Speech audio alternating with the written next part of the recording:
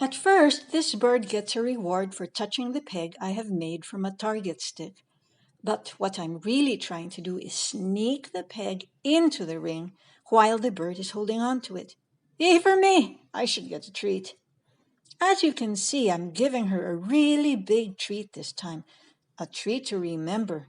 And remember she does. Let's watch that again in slow motion. But it doesn't work every time. I give her a tiny treat just for trying so hard.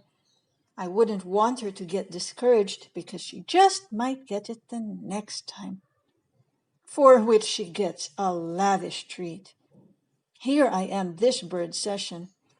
I mount the chopstick peg onto a scrap piece of wood with 6mm holes. I ask him to put it here, which is the same cue I used to get him to drop something into a container.